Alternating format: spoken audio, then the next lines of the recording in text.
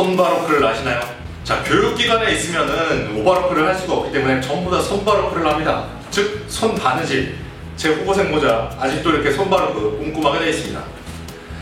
요새는 그런지 모르겠는데 처음에 가면은 손바로크를 합니다. 자기 뭐 후보생 번호니 뭐니 이렇게 해서 전투복마다 이렇게 손바로크를 합니다. 손바로크를 하는데 정말 이 손바로크 가지고 진짜 스트레스 많이 줍니다.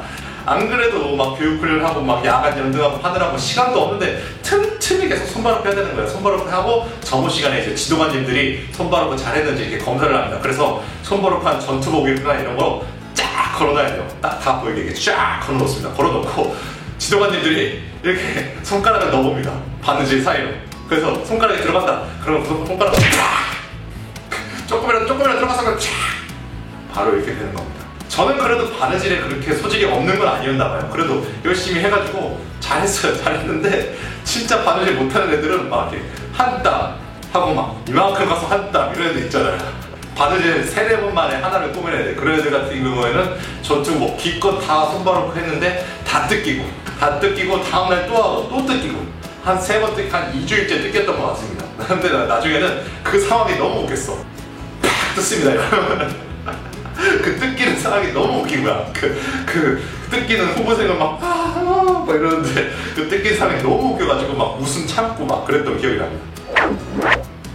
네, 부산학교에 가면 지도관님들이 계시죠. 뭐 생활 하나하나 다 참견하면서 맨날 혼내고 얼차려주고 아주 그냥 막 무서운 분들입니다. 굉장히 무서우신 분들이에요. 그런데 이 지도관님들 그렇게 맨날 쥐잡듯이 잡다가 한 4주차 정도 되면 어느샌가 엄청나게 풀어주시고 거의 뭐 잘 보이시지도 않습니다. 막 며칠에 한 번씩 보이고 그래요. 그래서 막 가끔씩 정말 가끔씩 보면은 처음에는 막 그렇게 무서워서 쫄아가지고 막 지도관 앞에서 잘해야 돼. 막 이러다가도 나중에 막 주차가 지나고 이러면 막 지도관이랑도 좀 친해지고 가끔 보면 또 되게 반가워가지고 지도관님! 막 이러면서 되게 반가워하고 막 그랬습니다. 이 지도관님들에 관한 간접적인 일화가 있는데 앞서 말씀드린 대로 막 4주차, 5주차 이렇게 넘어가면 지도관님들이 거의 간섭을 안 하십니다. 아침 점호를 하고 아침 띵걸음하고 이럴 때도 원래 지도관님들이 항상 따라다니면서 다 보는데 이제는 나중에는 그렇지 않습니다. 알아서 후보생들끼리 자치근무자제를 해가지고 알아서들 하는 겁니다. 알아서들 하는 건데 아침 띵걸음이 사실 힘들잖아요. 힘들고 하기 싫잖아요. 저는 또 겨울 군번이라 가지고 막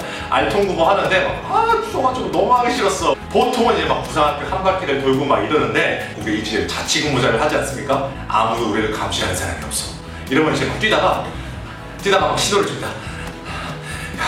야 돌자. 여기서 꺾어! 막 이러면서 그럼 막 이제 소대장 후보생 같은 애들이 안 되는데 다 뛰어야 되는데 안 되는데 걸리면 혼나는데 안 걸려 여기서 꺾자 해가지고 막 저희 소대는 막 제일 늦게 출발했는데 연병장에 제일 먼저 도착해 있고 우리 소대만 그랬는지 모르겠는데 딴 소대도 그랬는지 모르겠는데 저희 소대는 항상 좀 약간 그랬습니다. 항상 이렇게 꺾어가지고 약간 가라로 하고 그랬어요. 지금 생각하면 되게 재밌는 추억이었습니다. 네, 부산학교에도 뭐 종교가 있습니다. 뭐 훈련소에 있는 뭐 기독교, 천주교, 불교 이 기본 3개 플러스 바로 원불교가 있습니다. 원불교. 저는 무교인데도 불구하고 이 원불교를 주로 봤습니다. 왜냐면 맛있는 거를 주기 때문이죠. 당연히 뭐 맛있는 거는 다른 종교들도 다 주지만 원불교에는 거기다 플러스 스크린에다가 걸그룹 뮤직비디오를 틀어줬습니다. 행복해.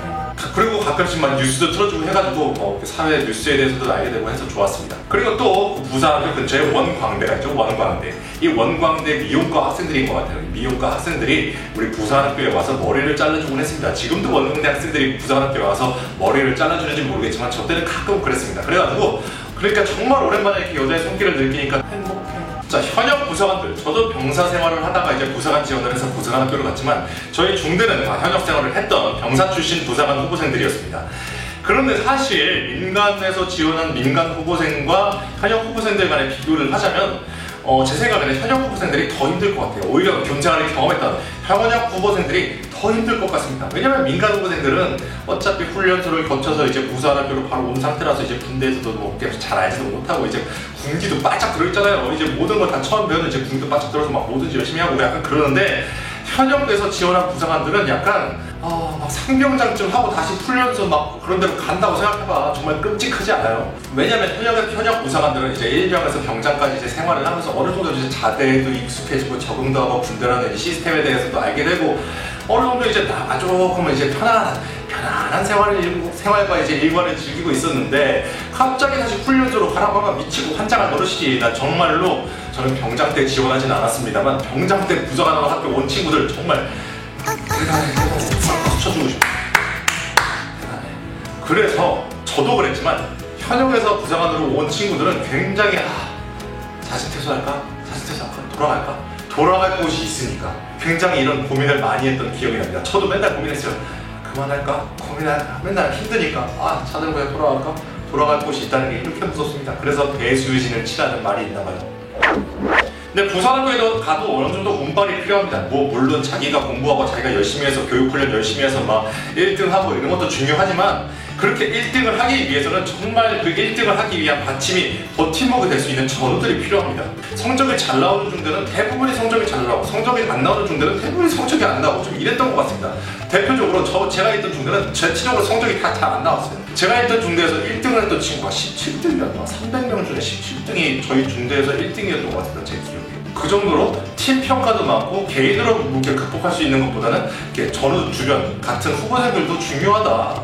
그래서 어느 정도 중대, 열심히 하는 중대에 걸려야 좀 자기도 조금 더 성적이 좋아지지 않을까 하는 약간 운빨이 있습니다. 이거는 제 개인적인 생각입니다. 부사관학교 생활하다 보면 정말로 이해할 수 없는 후보생들이 가끔 있어요. 특히나 시간 약속 안 지키는 후보생들이 있습니다. 처음에 1주에서 한 3, 4주차까지는 지도관들이 정말 엄청나게 잡습니다. 점호 시간 하나라도 늦거나 교육 시간 조금이라도 늦거나 하면은 월차를 받고 교육하러 가고 이렇게 맨날 한다고 맨날 그러는데도 불구하고 아침에 맨날 일어나면 저 같은 경우에는 불이 나게 다다다닥 펌프해가지고 10분 안에 팍 나가서 일찍 나와서 점호 대기하고 서 있고 그러던데 항상 늦게 나오는 친구도 있습니다. 중대 인원들 100명 다 기다리고 있는데 맨날 늦게 나오고 터질러 자다가 맨날 늦게 일어나가지고 맨날 늦게 해서 맨날 늦게 나오고 맨날 그 한두 명 때문에 맨날 지도관들한테 월차를 받고 혼나고 난 이게 이해가 안 됐어. I don't understand this. 아니 벌써부터 이렇게 교육기관에서부터 시간 약속을 안 지키면 나중에 간부 임관하고 나서 시간 약속을 얼마나 안 지키겠다는 거야. 그리고 협동심도 없고 난 정말 이게 이해가 안 됐습니다. 제 개인적으로 가장 재밌었던 훈련은 저는 K3 기관총 사격이 제일 재밌었습니다. 제일 재밌었어요. 전 사격하는 걸 원체 좋아해가지고 정말 예비군 훈련 가도 사격만큼은 정말 즐겁게 해요. 그런데 제가 있을 때는 그 K3 기관총을 그냥 사격한 게 아니고 그 조준경 달아서 사격했습니다. 그래서 우리가 보통 쏘는 200m, 250m가 아니라 정확히 기억은 안 나지만 400m, 500m 이런 사격을 했습니다. 그 조준경으로 이렇게 보면서요. 스나이퍼 같이. 정말 굉장히 힘들더라고요. 굉장히 많은 연습과 훈련이 필요한 그런 거였습니다. 그래서 그런 것들도 느꼈고 굉장히 재밌었습니다. 자, 유격 훈련 같은 경우는 정말 힘듭니다. 거의 압도적으로 힘들죠. 압도적으로 힘든 거는 그냥 둘째 치고 저 개인적으로는 유격 훈련이 정말 힘들었던 게 제가 잘 못해요. 유격 훈련. 장애물 같은 거 되게 못합니다. 왜냐면 제가 되게 악력도 되게 약하고 약간 팔힘도 그렇게 센 편도 아니고 그리고 겁도 되게 많아요. 겁도 되게 많아가지고 장애물 조금 무서운 거 있으면 되게 무서워하고 그랬거든요. 그래서 저는 사실 몸으로 힘든 건 몸으로는 얼마든지 힘들어도 괜찮아. PT 체조 같은 거 그냥 해도 괜찮습니다. 그러면 다 괜찮은데 이 장애물 타는 게 너무 무섭고 싫은 거야. 그래가지고 저는 부사학교 때 아마 유격훈련에서 점수를 되게 많이 깎아먹지 않았을까 싶고 자대에 가서도 유격훈련을 받으면 항상 간부 먼저 이렇게 해보라고 간부가 10억 이런 거 이렇게 하는데 장애물 전 너무 싫었어요. 왜냐면 병사들 앞에서 쪽팔리기 싫은데 난 진짜 장애물 타는 걸 못하고 싫어한단 말이에요. 그래가지고 정말 저는 유격훈련을 보통은 유격훈련을 PT 체조 때문에 싫어하는데 저는 장애물 타는 것 때문에 유격훈련을 싫어했다. 그런 기억이 있습니다. 자, 부산 하셨던 분들 중에 이거 퀴즈 맞춰보세요. 지옥의 땡땡땡 연습. 바로 지옥의 임관식 연습입니다. 자, 이제 주차가 지나고 임관 일자가 가까워지면 임관식 연습을 합니다. 이게 후보생들이 전부 다 모여서 이제 임관식 연습을 하는데 그 임관식 연습이 굉장히 힘듭니다.